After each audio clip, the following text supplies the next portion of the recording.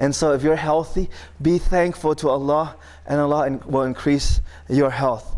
And if you're thankful in times of ease, then when the hardship comes, then Allah will know you also. Because the Prophet ﷺ said, "Ta'arraf ila Allahi fi ar-rakha, ya'rifka fi shiddah." Know Allah in times of ease, and Allah will know you in times of hardship. Meaning, be thankful, worship Allah, and make use of your time while you're healthy, while you're strong.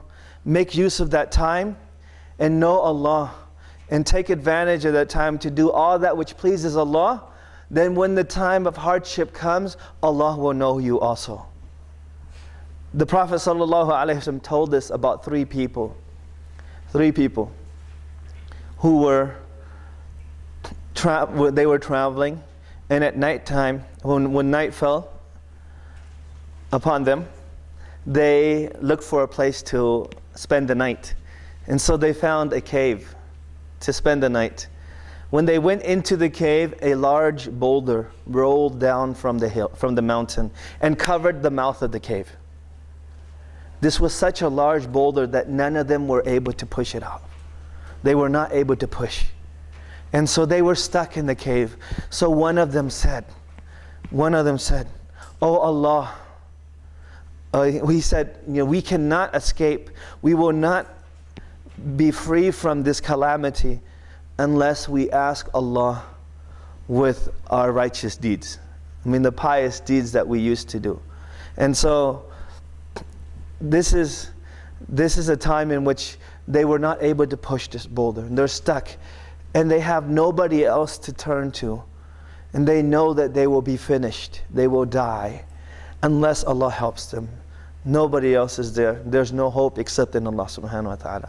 And so the first one says, "Oh Allah, I used to have parents who were older in age. And so then when they became older in age, I took care of them. And one day, I returned home very late because I was looking for pasture for my flock. And so I returned home very late. And in our house, nobody ate or drank, or nobody had their supper before my parents did. They were, priority. And so when I came home, I found them asleep. Because I was late, I found them asleep. And so nobody ate. My family, nobody in the house, none. Even my children did not eat. They were so hungry, they were in fact crying. But you know what? My parents are always first. And so he said, I went and I milked.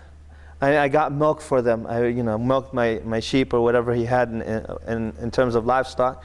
And so he brought milk, and he sat next 2 glasses of milk, and he sat next to the bed. He sat next to the bed, and he said, I was afraid to make noise because I didn't want to bother them or disturb them and wake them from their sleep. Look how this person was. He's so kind and righteous towards his parents that he doesn't want them to wake up. He wants them to have a full sleep. And nowadays, you have many of the children, the youth, nowadays, the parents are awake because they don't know where their children are. Not only are they bothering, they don't even know where their children are because the children are so disobedient and so bad that maybe the parents can't sleep at nighttime because of that. And so look at this person. He said, I spent the whole night waiting, hoping, or maybe just in case that they would wake up. And when they did wake up, they would have their ghabuk, means their nightly drink. And so they didn't wake up until dawn, until Fajr time. And when they woke up, I gave them their drink. And he said, oh Allah, if I did this for your sake, then free me from the calamity that I'm in. Free me from the calamity that I'm in.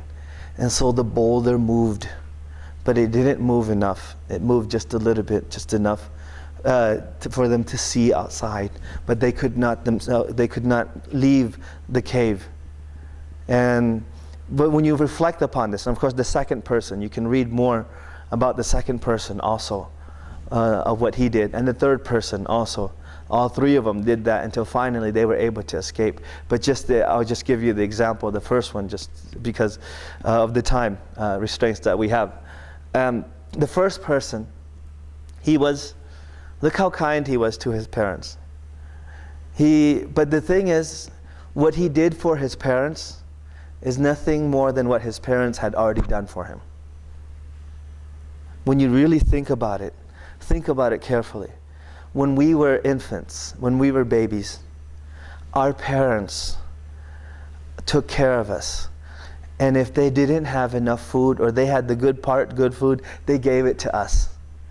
And they would starve and give it to us instead. And if there was only enough, and they would just give it to us first before anybody else.